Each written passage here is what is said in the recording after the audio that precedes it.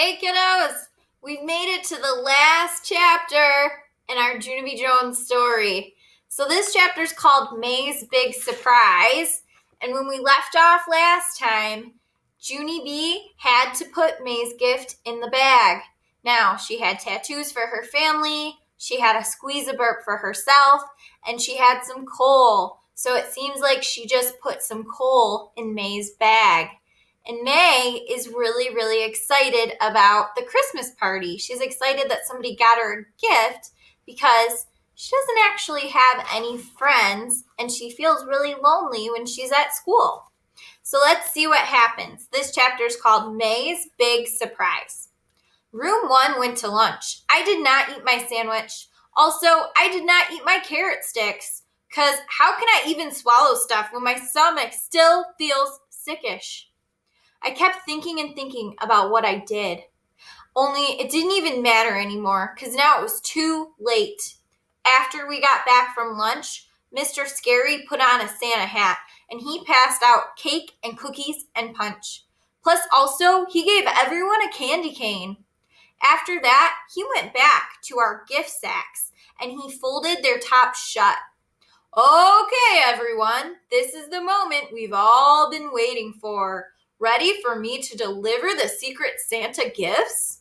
He said. Ready! Room 1 hollered. Mr. Scary smiled.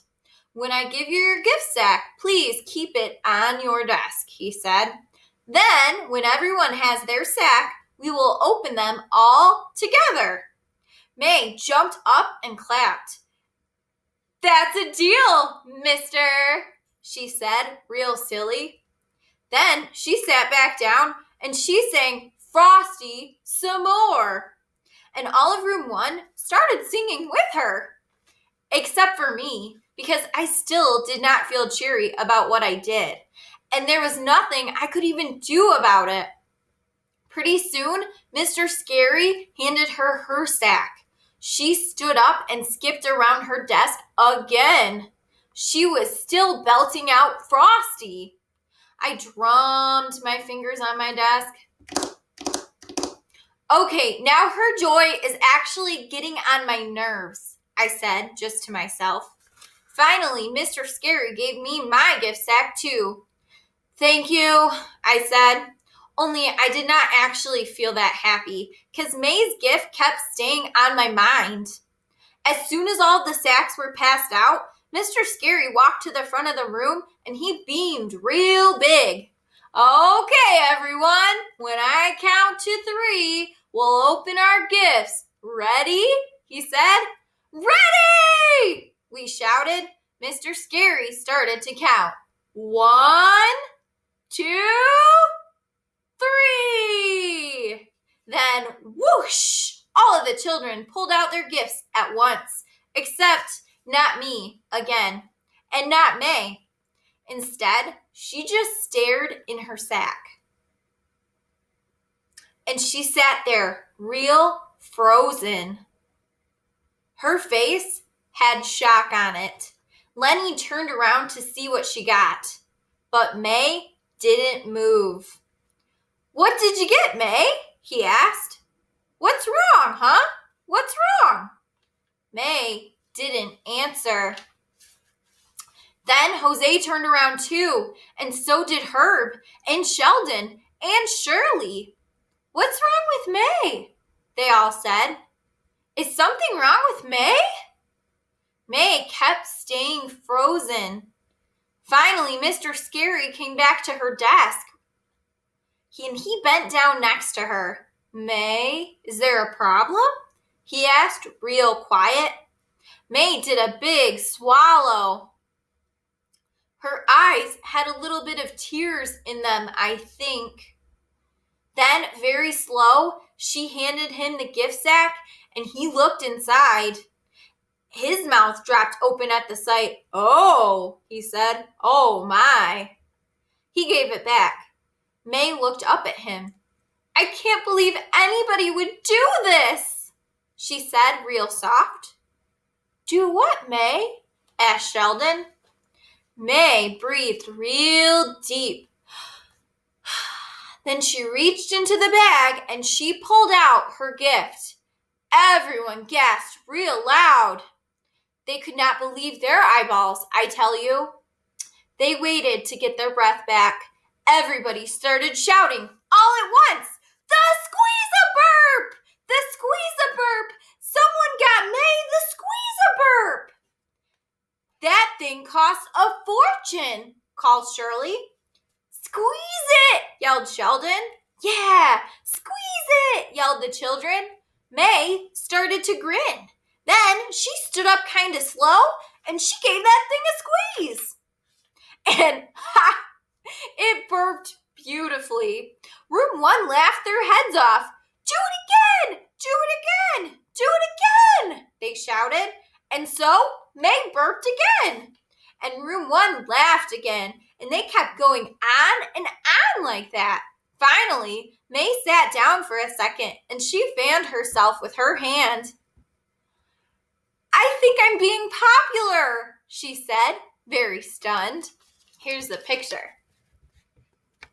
So that was the big surprise. Junie B couldn't handle the idea of giving somebody that was so excited about Christmas a bag of coal. Whether she likes it or not, she knew that wasn't the right thing to do. So she did something that was really, really selfless. She gave her something she really, really wanted. Then she quick stood up again and she skipped around the room and she kept on squeezing her burp. It felt happy to watch her, sort of. Also, it felt hard because I really, really wanted that toy. That's why. I wanted it real bad. Only it didn't even belong to me now. And it never ever would. My gift sack was still sitting on my desk. I put it on my lap and I looked inside. "Crayons!" I said, very surprised. "My Secret Santa brought me brand new crayons!" Who even knew I needed these things? All of room 1 turned around at once. "Everyone," they said. I opened the box and breathed their new crayon smell. Then I lined them up on my desk and I smiled real happy because Greenie was not a stubby and my Red's head was perfectly pointy. I smiled even bigger. And then I drank some punch and ate a cookie. My stomach felt better now. Pretty soon, May skipped back to her desk and she fanned herself again. "Whew! Being popular gets you really tired," she said. "Right, Junie Jones? Right?" I looked back and nodded. "Right," I said, kind of quiet. After that, May sat down and both of us ate our cake and we licked our candy canes. It was very peaceful of us.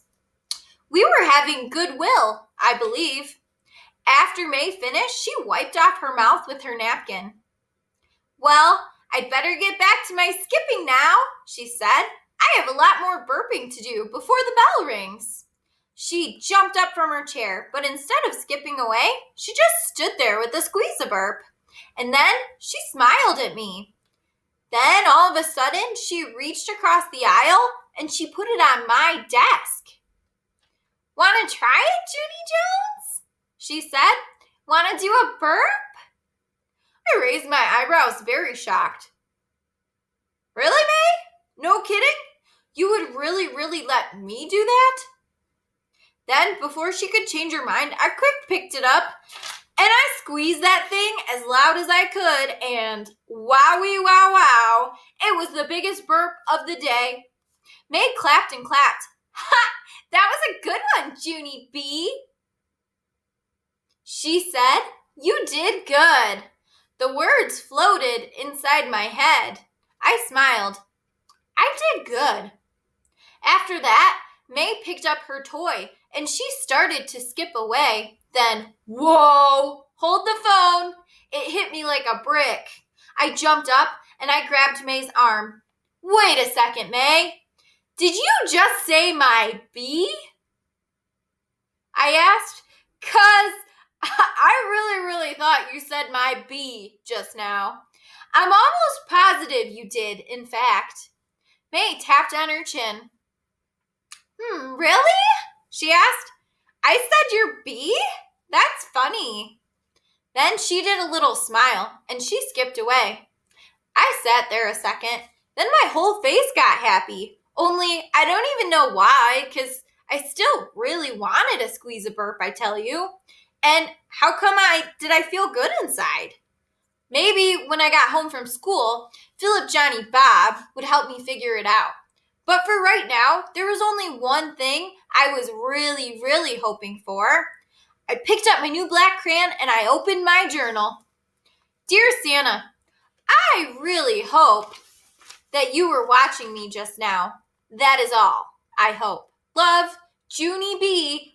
Giver. P.S. You don't happen to have an extra squeeze-a-burp up there, do ya? Peace and goodwill. Amen. All right. That was the end of our story. Thank you for listening to that book with me, kiddos. I love Junie B. Jones. And I like what happened in this story because it proved that even though she has a hard time controlling herself sometimes, she does talk out of turn quite a bit. Deep down, she's a good person. She couldn't do what she was going to do to May. And she was actually ended up being generous. And how did it make her feel? It made her feel good. It made her feel happy. Giving things and being generous and helping others will bring you way more joy than any present ever could. So keep that in mind this Christmas. Have a Merry Christmas. Love you, kiddos. Bye.